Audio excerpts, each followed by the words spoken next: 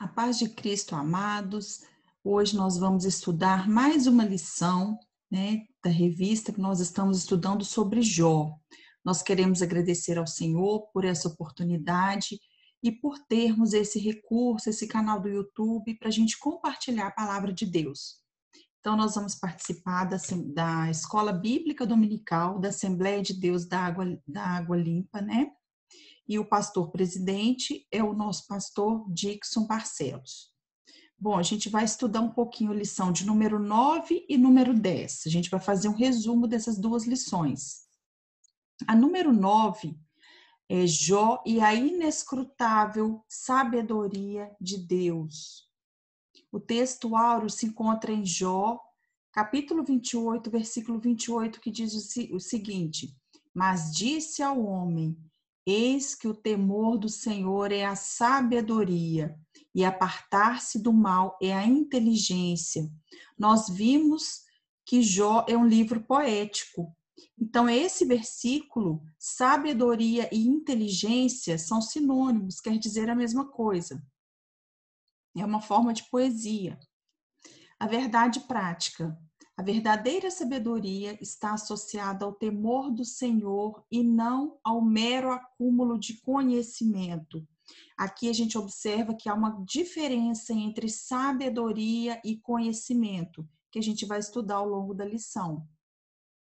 A leitura bíblica se encontra em Jó 28, dos versículos de 1 a 28, que dizem o seguinte: Na verdade, há veios de onde se extrai a prata e para o ouro, lugar em que o derretem. O ferro tira-se da terra e da pedra se funde o metal. O homem pôs fim às trevas e até a extremidade ele esquadrinha, procurando as pedras na escuridão e na sombra da morte. Transborda o ribeiro até o que junto dele habita, de maneira que se não pode passar a pé. Então intervém o homem e as águas se vão. A terra de onde procede o pão embaixo é envolvida como por fogo. Embaixo é revolvida como por fogo. As suas pedras são o lugar da safira e tem pós de ouro. Essa vereda ignora a ave de rapina e não a viram os olhos da gralha. Nunca pisaram filhos de animais altivos, nem o feroz leão passou por ela. Ele estende a sua mão contra o rochedo e revolve os montes desde as suas raízes. Dos rochedos faz sair rios e o seu olho descobre todas as coisas preciosas. Os rios tapa e nenhuma gota sai deles, e tira para a luz o que estava escondido. Mas onde se achará a sabedoria? E onde está o lugar da inteligência? O homem não lhe conhece o valor, não se acha na terra dos viventes. O abismo diz, não está em mim, e o mar diz, ela não está comigo. Não se dará por ela ouro fino, nem se pesará prata em câmbio dela. Nem se pode comprar por ouro fino de Ofir, nem pelo precioso ônix, nem pela safira. Com ela se não pode comparar o ouro ou o cristal, nem se trocará por joia de ouro fino. Ela faz esquecer o coral e as pérolas, porque a aquisição da sabedoria é melhor que a dos rubis. Não se lhe igualará o topázio da Etiópia, nem se pode comprar por ouro puro.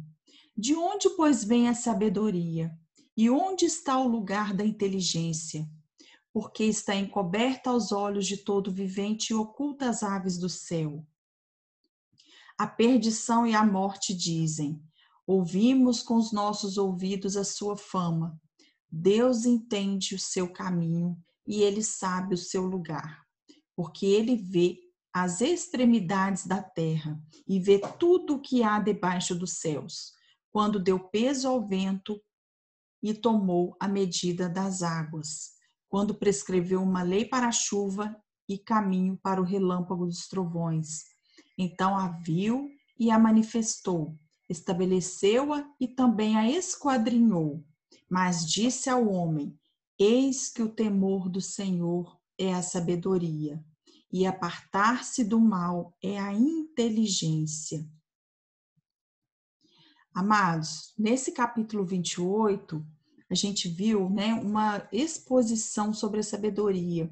Nesse capítulo 28, a gente vê que depois de um longo discurso que Jó teve com seus amigos, aí é falado sobre essa sabedoria. Então, seu propósito é contrastar a sabedoria meramente humana com a sabedoria revelada, que é de origem divina. Assim, temos o objetivo de declarar que somente Deus é fonte da verdadeira sabedoria. E a gente viu, na verdade prática, nós falamos que sabedoria e conhecimento são coisas diferentes. Então, essa sabedoria que se trata aqui se manifesta na vida dos homens por meio de prática. A sabedoria vista como um bem natural. Nesse capítulo 28,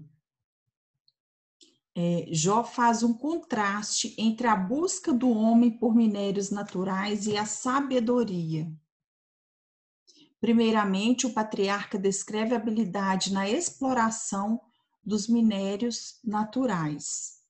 Então, ele contrasta o trabalho nas minas com a busca do homem pela sabedoria. Da mesma forma que desde os primórdios o homem usa diligentemente a tecnologia na busca de metais preciosos, assim também ele tem empreendido um grande esforço para encontrar sabedoria. Então, Jó está falando o seguinte, nesse capítulo 28, olha, em relação, está exaltando essas tecnologias que são utilizadas, né? Na época, a mineração era mais utilizada, mas hoje, por exemplo, a gente vê várias tecnologias, a gente vê, por exemplo, a ida do homem à Lua, né?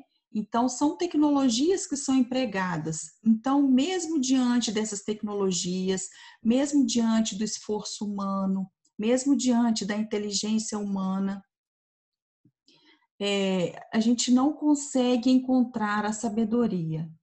Então, pode ter um grande esforço, mas não é possível encontrar a sabedoria. Assim como tem a busca de metais preciosos, tem a tecnologia, que na época era muito utilizado, o homem pode buscar a sabedoria, mas ele só encontra a sabedoria em Deus. Para ser encontrado, primeiramente, o minério precisa ser garimpado, a sabedoria igualmente. No trabalho de mineração, requer habilidade, diligência, persistência e muita técnica na execução. Então, a busca da sabedoria também demanda tais características. Então, quando o homem ele busca sabedoria, ele tem que ser persistente, né? Ele tem que buscar, pedir ao Senhor ele dá. Deus é o dono de toda sabedoria. As minas geralmente são locais de difícil acesso e de pouca iluminação. Por isso, há necessidade de se abrir caminho e colocar luz artificial. Em Jó 28, 3 e 4, diz o seguinte: o homem dá fim à escuridão e vasculha os recônditos mais remotos em busca de minério nas mais escuras trevas.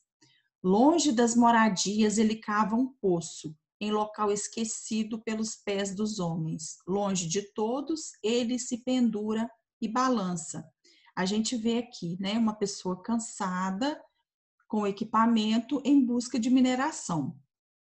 E isso acontece também com a busca do homem, é pela sabedoria. Mas apesar de todo o esforço do homem, todo o esforço nessa procura pela sabedoria, Jó fala que isso não tem sucesso. Ele não consegue buscar a sabedoria dessa forma. Porque a sabedoria, a gente vai ver aqui na frente, no versículo de Tiago, fala que a sabedoria vem do Senhor. Então, Jó demonstra que o homem tem sido exitoso no seu trabalho junto às minas.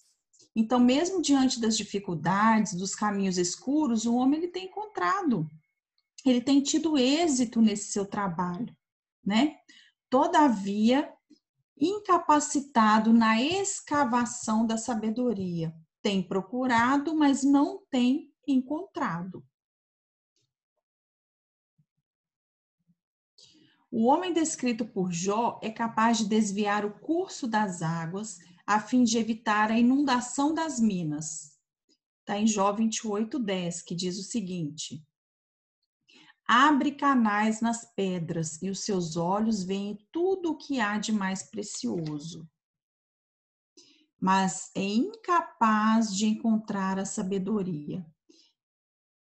Nós sabemos que a sabedoria, por exemplo, dos sábios da academia, que é adquirido, né? A sabedoria ela não pode ser alcançada dessa forma. A sabedoria é diferente de conhecimento. Conhecimento é quando você procura se especializar, quando você, por exemplo, faz uma faculdade, você estuda numa universidade, você foca num determinado assunto, você conhece aquele assunto, mas a sabedoria não é assim. A sabedoria não é adquirida por esse conhecimento que a gente estuda. Claro que é importante a gente se aperfeiçoar, a gente se qualificar, mas sabedoria e conhecimento são coisas diferentes. Conhecimento você adquire na escola, você adquire quando você procura, você estuda um determinado assunto. A sabedoria é diferente, porque sabedoria você não aprende na escola, você não aprende estudando determinado assunto, você aprende estudando a Bíblia. Você tem sabedoria quando você pede a Deus, porque Ele é o dono da sabedoria. Então, embora os metais preciosos pudessem ser encontrados na terra escavada, a verdadeira sabedoria não podia ser obtida pelo simples esforço humano. Portanto, a verdadeira sabedoria não era propriedade dos sábios, mas uma dádiva de Deus. Em Tiago 1,5 diz o seguinte: se algum de vós tem falta de sabedoria, peça a Deus, que a todos dá liberalmente, e não o lança em rosto, e ser-lhe-á dada. Então, se você quer sabedoria, se você percebe que falta sabedoria nas suas atitudes, que falta em você, pede a Deus, porque Ele dá. A sabedoria vista como um bem comercial, que é o tópico 2.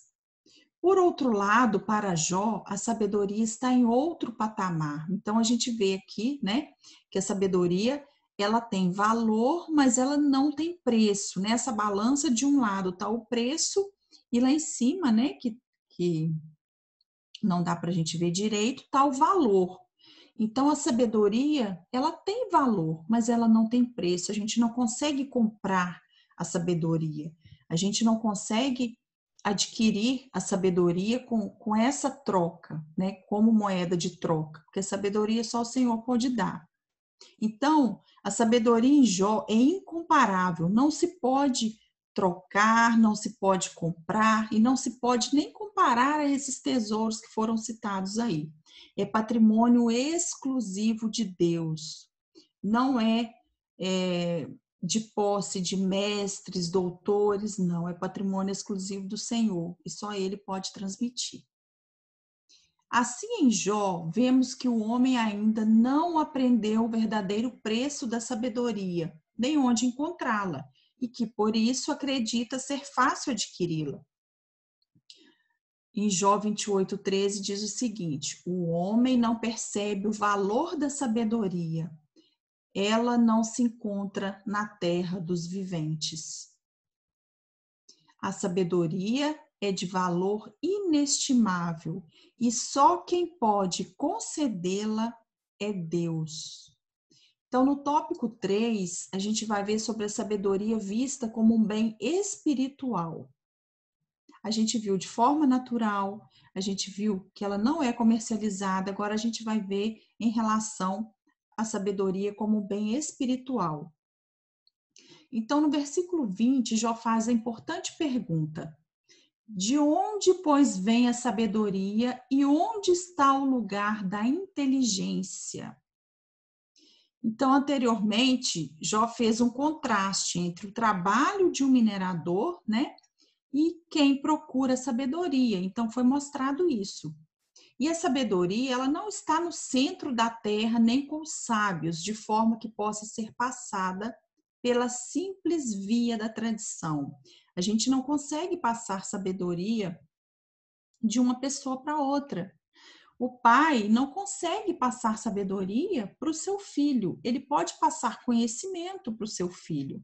Ele pode passar experiência para o seu filho, mas sabedoria ele não consegue passar. Não é simplesmente uma tradição, isso não é passado dessa forma. Ela está oculta. Todos os esforços humanos revelam-se inúteis na sua aquisição. A sabedoria está em Deus e somente Ele pode outorgá-la. Deus é a fonte da sabedoria e somente Ele pode revelá-la. Então Jó diz, né?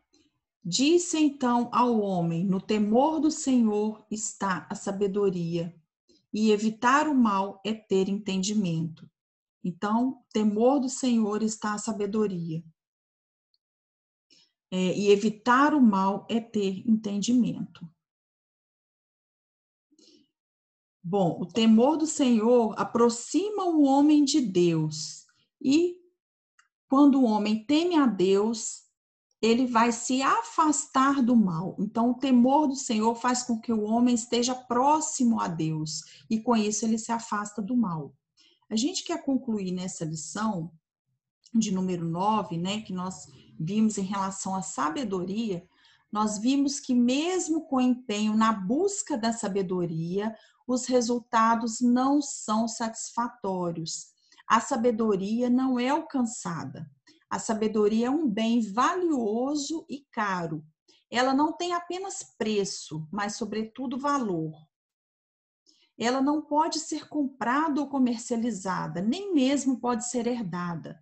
Ela é uma verdade revelada, somente Deus é a fonte legítima da sabedoria. Ela se materializa no temor do Senhor, né? E quem teme ao Senhor é um sábio. Então, nessa lição 9, a gente vê isso, a gente vê que a sabedoria, ela vem de Deus. A sabedoria só pode ser dada por Deus. E se alguém quer sabedoria, pede a Deus que ele dá. Amém, queridos? Agora a gente vai ver um pouquinho da lição de número 10, que fala sobre a última defesa de Jó. O texto áureo se encontra em Jó 31, versículo 4, que diz assim: ou não vê ele os meus caminhos e não conta todos os meus passos? Então é o seguinte, Jó está falando, olha, o Senhor sabe de todas as coisas. O Senhor sabe de tudo que se passou comigo. O Senhor sabe do meu passado. Ele me conhece, ele sabe da minha vida. E a verdade prática, ao olhar retrospectivamente para o passado, lembre o quanto Deus trabalhou nele. A gente vai ver nessa lição Jó falando, né, acerca do passado, das bênçãos que ele adquiriu, que o Senhor deu a ele, né, que ele adquiriu por meio de Deus, que Deus deu a ele. Então, a gente vai ver nessa lição as bênçãos que Jó recebeu de Deus. A leitura bíblica, né, Jó 29, de 1, a gente vai ler um pouquinho de Jó 29, 30, um pouquinho do 31. 29 diz o seguinte: e prosseguindo Jó em sua parábola, disse: ah, quem me dera ser como eu fui nos meses passados, como nos dias em que Deus me guardava, quando fazia resplandecer a sua candeia sobre a minha cabeça e eu com a luz caminhava pelas trevas. Então Jó está falando, olha, quem me dera ser como eu era antes.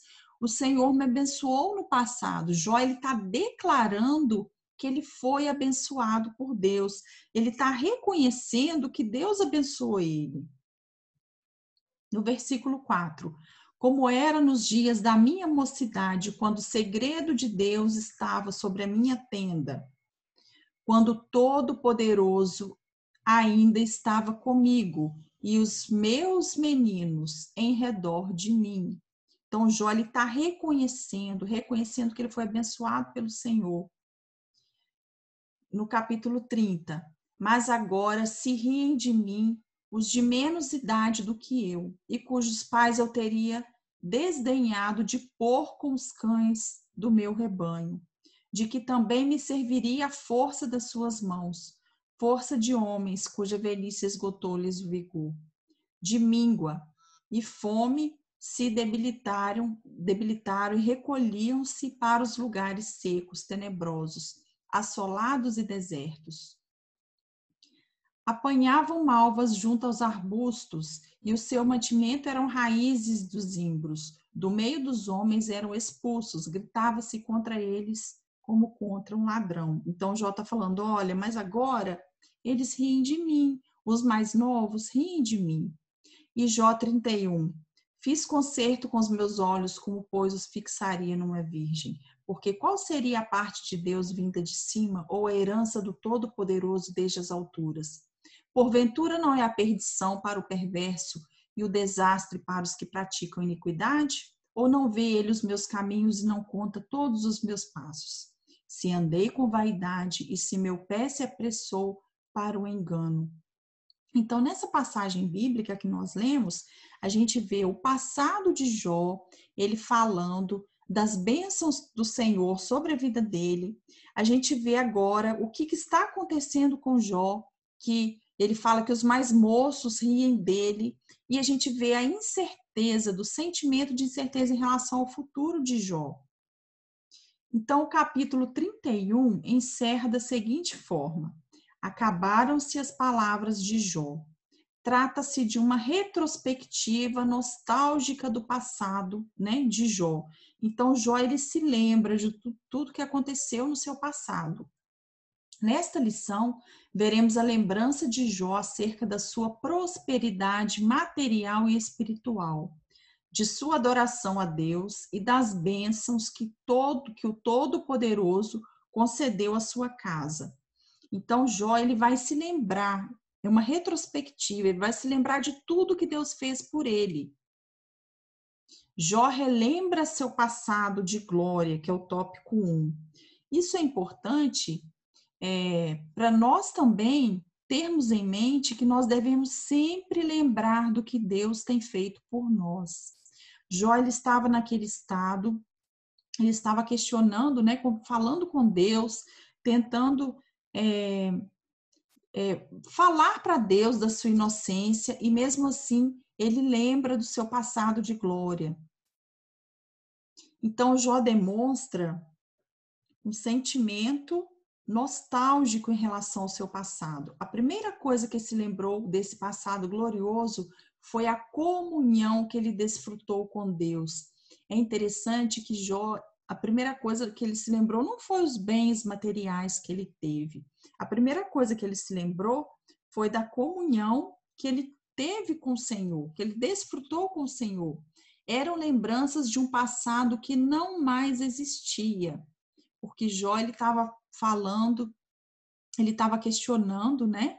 E ele não tinha resposta do Senhor. Ele achava que estava sendo ignorado em relação à resposta de Deus. Eram lembranças de um passado que não existia mais. Ele lembra que Deus o protegia, então Jó vai trazendo a lembrança, tudo aquilo que Deus fez para ele. Jó 29:2 diz o seguinte: ah, quem me dera ser como fui nos meses passados, como nos dias em que Deus me guardava. Então Jó, ele traz a memória que o Senhor o guardou, né? E ele fala, quem me dera ser como era no passado. Ele lembra das suas bênçãos sobre ele e sua família. Jó 29, no versículo 3, parte A. Quando fazia resplandecer a sua lâmpada sobre a minha cabeça. Ele lembra da sua orientação em meio às dificuldades. Quando eu, guiado por sua luz, caminhava pelas trevas, ou seja, o Senhor me guiou, mesmo estando em trevas, ele me guiava com sua luz. Então, ele lembra que Deus o orientava durante tudo que ele passava, todas as dificuldades dele. E ele lembra da presença real de Deus na vida dele. Está no versículo 29, né? O versículo 5, capítulo 29, versículo 5. Quando Todo-Poderoso ainda estava comigo e os meus filhos em redor de mim. Então a gente vê, né, que Jó, portanto, havia sido um homem grandemente abençoado por Deus. A gente vê aqui as bênçãos que o Senhor concedeu a Jó. Ele se lembra de todas as bênçãos espirituais, que foi a primeira coisa que Jó se lembrou, e ele se lembrou também das materiais, se lembrou da sua família, ele se lembrou que quando ele estava com dificuldade, Deus estava com ele. Então, Jó também se lembra da sua antiga condição social, quando exercia a função de um respeitado juiz da cidade. Quando eu ia à porta da cidade, tomava assento na praça pública. Quando, ao me verem, os jovens saíam do caminho e os idosos ficavam de pé. Então, tanto os jovens como os velhos o procuravam para serem orientados. Então, Jó, ele se lembra disso, ele se lembra daquela posição social que ele tinha. E que agora estava diferente, né? A gente leu ali nos versículos que os jovens estavam zombando de Jó. Isso demonstra que ele exercia um importante papel social na sua comunidade. Ele ajudava o desvalido, dava orientação de forma sábia e agia com justiça. Então, além de Jó, né, de tudo isso que aconteceu com Jó, ele tinha uma posição importante na sociedade, ele ajudava a sua comunidade, ele era um homem que tinha essa visão. Então, ele agia com justiça. Então, ele não esperava que os dias dele fossem terminar ali, daquele jeito, sem saúde, sem honra, né? Falando com Deus e sem paz com Deus, porque isso incomodou muito Jó. Esse silêncio de Deus incomodou Jó. Então, ele dava apoio social aos menos favorecidos e era como se fosse os olhos do cego, que se encontra em Jó 29, versículo 15. Eu era os olhos do cego e os pés do aleijado. Aqui a gente vê a importância de Jó na sociedade. Se preocupava com os estrangeiros. Jó 29, 16. Eu era o pai dos necessitados e me interessava pela defesa de desconhecidos.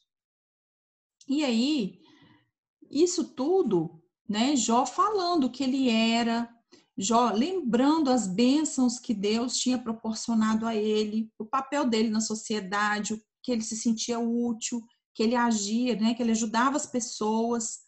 E aí, quando a gente vê no presente, Jó lamenta seu estado presente.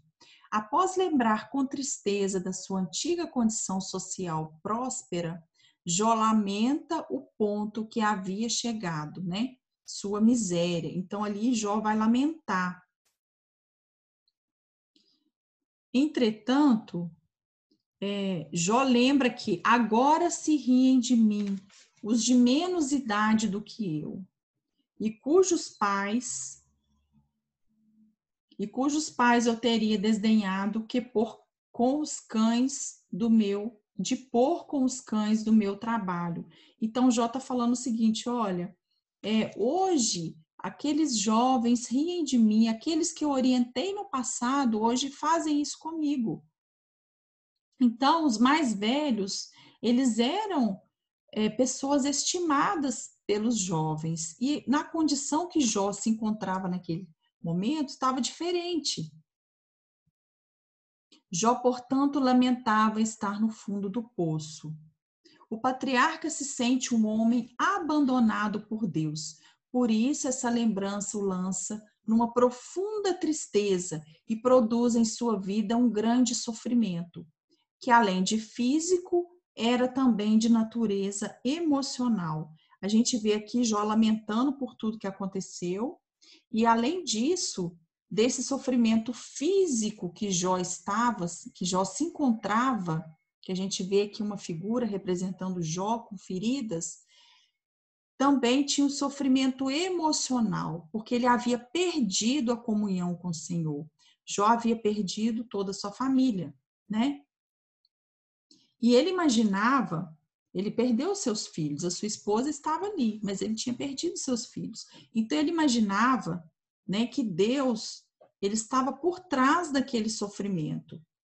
Em Jó 30:19 diz o seguinte: lança-me na lama e sou reduzido a pó e cinza.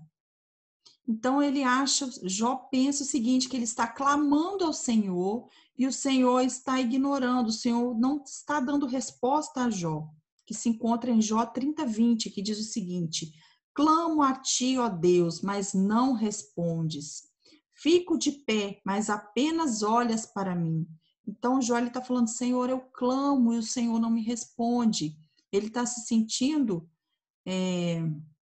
ignorado por Deus. O homem de Uz sente-se atormentado por um furacão. Jó 30:22. Tu me apanhas e me levas contra o vento, e me jogas de um lado a outro na tempestade. Deus teria abandonado Jó? Doía saber que havia ajudado muitas pessoas carentes e necessitadas de socorro. Então Jó ele se lembrava, né, que ele já tinha ajudado tantas pessoas e agora ele estava naquela condição. Então, o sofrimento emocional de Jó o levava a crer que Deus o havia abandonado. Então ele pensava isso.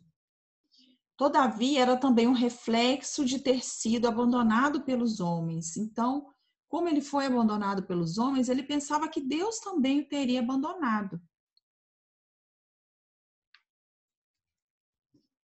Em vez de ajudado, ele era repelido como uma escória social, né?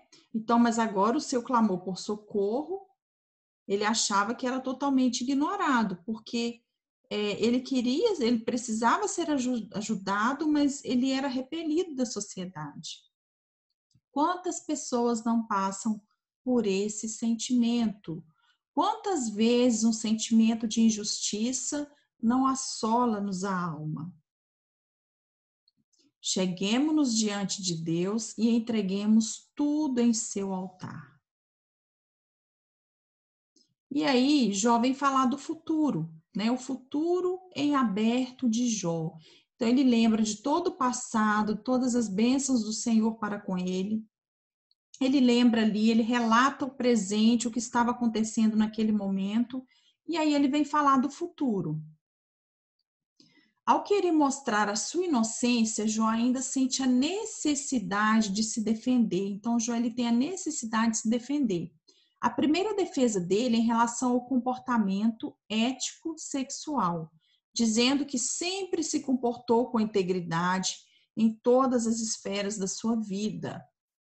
Nos versículos 1 a 4 do capítulo 31, ele mostra, por exemplo, que jamais permitiu desvios de seu comportamento sexual. Então, Jó está procurando se defender. Ele fala, olha, eu sou inocente. Jó 31:1 diz o seguinte: fiz acordo com os meus olhos de não olhar com cobiça para as moças. Isso aqui no Antigo Testamento. E quando a gente vê no Novo Testamento, em Mateus 5:28, a gente vê que não é diferente. Nós somos estimulados também a fazer um concerto com os nossos próprios olhos, né? Que diz o seguinte em Mateus 5:28, mas eu lhes digo, qualquer que olhar para uma mulher para desejá-la, já cometeu adultério com ela no seu coração. Então a gente vê que no Antigo Testamento, o que Jó tinha relatado, Jó tentando, né, a sua defesa, falando que era inocente, a gente vê no Novo Testamento também, em relação a a não cometer adultério. Jó também faz uma defesa da sua ética social. Ele já havia mostrado que a justiça social marcou sua forma de agir. Então, Jó ele já estava mostrando, ele falou, olha, eu ajudei pessoas, eu fiz isso.